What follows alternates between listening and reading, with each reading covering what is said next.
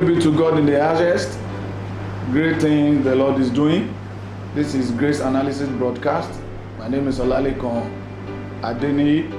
Today, by the special grace of God, we shall be looking at the Word of God titled, Why Am I Alive? Or in other words, why am I still living? Why have I not been long dead? Why has God kept me up till now? Why has God not allowed that journey to have consumed me? Why has God not allowed those things that I have done that ordinarily should have taken my life has not? The Word of God tells us in Lamentation chapter 3 verse 22 that it is of the Lord's mercy that we are alive. It is of the Lord's mercy that we are not consumed. Now may I put it to you that mercy of God is not just not allowing you to be consumed because you feel you are qualified not to be consumed. It's there for a purpose. And what is that purpose?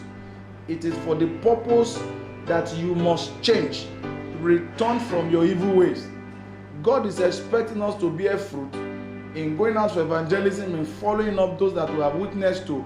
Then He's expecting fruit on our tree. And that reminds me of the story that Jesus said in the book of Luke chapter 13 verse 6 to 9. The Bible tells us that God came to that fig tree asking the dresser of the vineyard, I've been coming these 3 years and I have not got any fruit on this tree.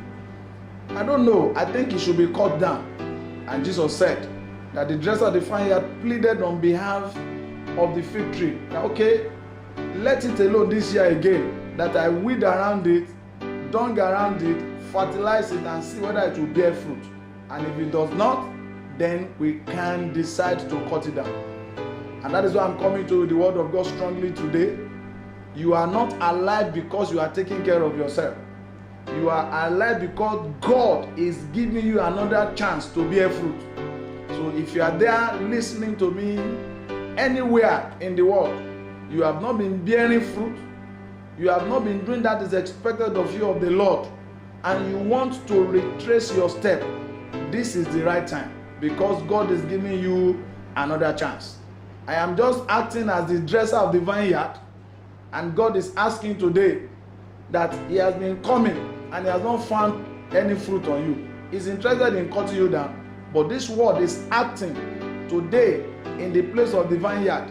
Okay, please, what are you going to do in order for God not to cut you down? It's for you to begin to bear fruit. Preach the word, live the life of holiness, be faithful to God, and the Lord Almighty will grant you the grace to amend your ways in the name of Jesus. Till I come your way next time, this is Grace Analysis. God bless you.